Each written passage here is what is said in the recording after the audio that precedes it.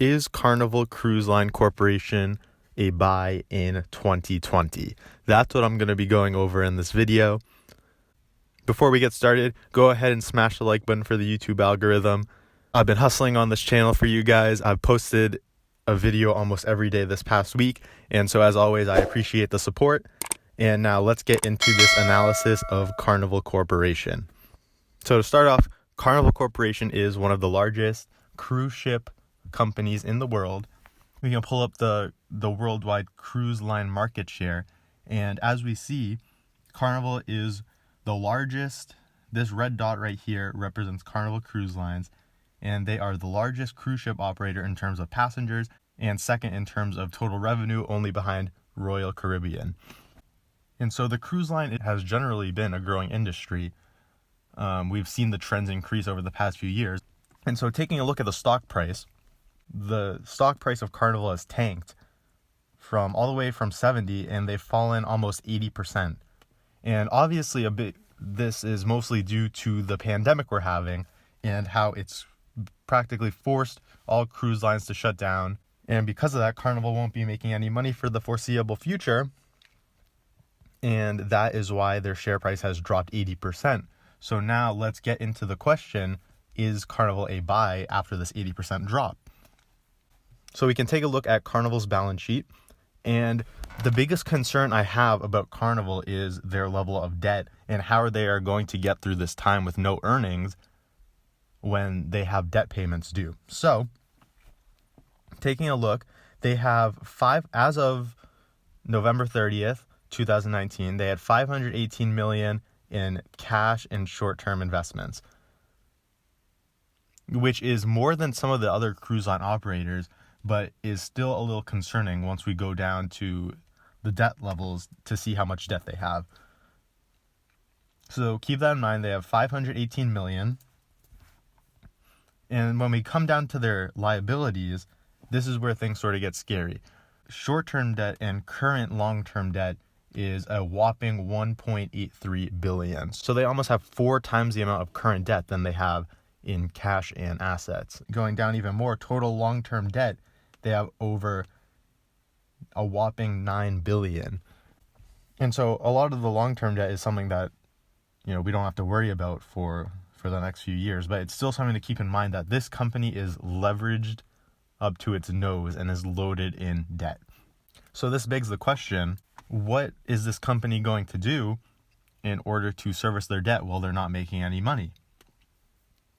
And I came across this article on Morningstar, and they suggest a few routes that Carnival could take to secure funding to help them during this time.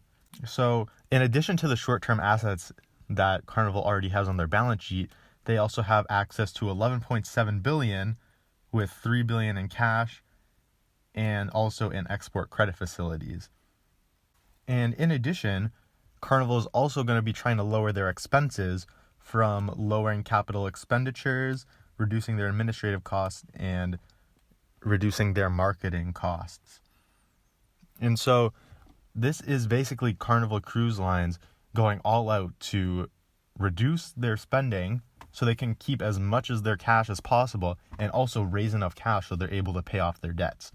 Now, you might be wondering how serious this debt situation is and how companies that have been in a similar situation in the past have fared. And right here, I pulled up the Guru Focus page for Carnival Cruise Lines. And as you can see, the thing I want you to note right here is they have an Altman Z-score of only 1.6, which puts them in the distressed range. And this is something that seriously concerns me.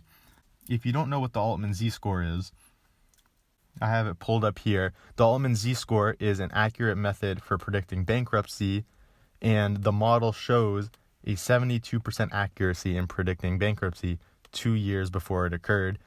And so the Z-score takes into account different financial metrics that the company has and uses that to predict the probability that they will go bankrupt in the future.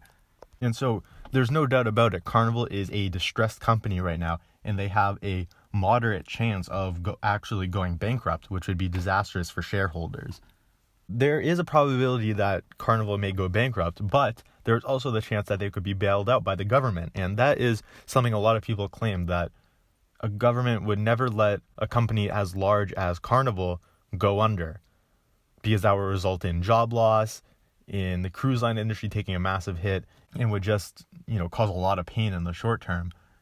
And so a lot of people seem to have this view that Carnival is not going to go bankrupt. In worst case, they just get bailed out for the government. But I want to talk about why that might not even be a good thing for Carnival. So I found this great article on possibilities of potential outcomes in the event of a bailout from the government. The biggest takeaway is that government isn't going to do a bailout for nothing. Even if the government decides to save cruise lines, any sort of cash will come with big strings attached. So, and this could mean dividends and buybacks will be forbidden, and that companies will be required to pay off existing debt before returning cash to shareholders, which would take many years. As we saw earlier, they have over $9 billion in total debt. This is just a very uncertain time, because even in the event of a bailout, Carnival's still going to have a lot of problems going forward that they're going to have to figure out how to solve.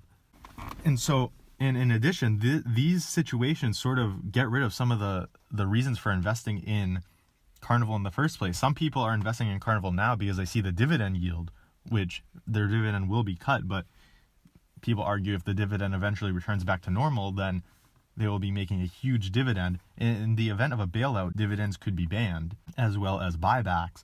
And so you have to ask yourself, if Carnival is bailed out, would you still like the company even if they pay no dividends? And so overall, there's just so much risk with this stock. I don't think it's a buy. First, you have the risk of Carnival going bankrupt, which seems likely, and even though it's too soon to tell whether this will ultimately happen, it is a real risk right now. And even if in the event that Carnival gets bailed out by the government, we still don't know the implications of that and how that would affect shareholders. And so as a value investor, my number one priority when investing is not to lose my money. And with Carnival, that is not a guarantee right now. In the event that Carnival went bankrupt, I would lose a lot of my money as a shareholder. And for that reason, for me at least, Carnival is not a buy. And the biggest reason I think I have for this is because the market has had a huge sell-off in the past couple of weeks, and that has placed some companies at great discounts. And so why buy Carnival, a stock that, yes, has a lot of upside, but is also very risky, while you could also be buying other stocks that have the same amount of upside, but have less risk, right? If you could find a stock that has the same return potential as Carnival with less risk, why wouldn't you do it, right? So here I have an example. This stock is Gildan. And if you haven't heard of Gildan, they make t-shirts. You probably own a couple t-shirts made by them. And just a quick summary, their stock was at $40, and now it is all the way, and it got as low as $10. And looking at their financials, they have a current ratio of 3.6, which means they're loaded on short-term assets to cover any period in the short term where they won't be making any money. And in addition, they have less debt than Carnival. And I think the great thing about Gildan is they make t-shirts, which is an incredibly simple business that almost anyone can understand. And so you have to ask yourself, if you're investing in Carnival, do you really understand their business? Because I would argue that the vast majority of people watching understand how a t-shirt business works better than running a cruise line company. And so I recently covered Gildan Stock in my last video on stocks I'm watching during this crash. And with my intrinsic value calculator, I calculated that the intrinsic value of Gildan was around $30, which is right over here. And, as we see now, the stock has been trading around $10. So this stock has the potential to 3x when the economy returns back to normal. And so there's still a huge amount of upside in this stock. And as I said, the downside is less because this company is very safe and essentially has very little chance of going bankrupt, while providing the same upside that a stock like Carnival would have. They also pay a dividend. The yield's almost at 6% right now. And so this stock covers almost everything you would have with Carnival stock. They are in a growing industry. They're a great company with a competitive advantage, and they are massively undervalued right now. The only difference is Carnival has a lot of risk and uncertainty associated with them, while Gildan, the outcome of all the turmoil we've been having across the world, we can be a lot more confident in predicting the future of Gildan stock. And so that's why I'm not looking to invest in Carnival right now. I have my eye on other stocks that are better quality and have much less risk associated with them. So if you want to learn more about some of these stocks I'm looking at, hit the subscribe button and check out some of my other videos where I cover a bunch of stocks that I'm looking at that are high quality, safe, and have the potential to double, 3x, 4x, or even 5x. So that's it for this video for now. I will make an update video if there are any updates with Carnival stock, and I will see you on the next video. Bye-bye.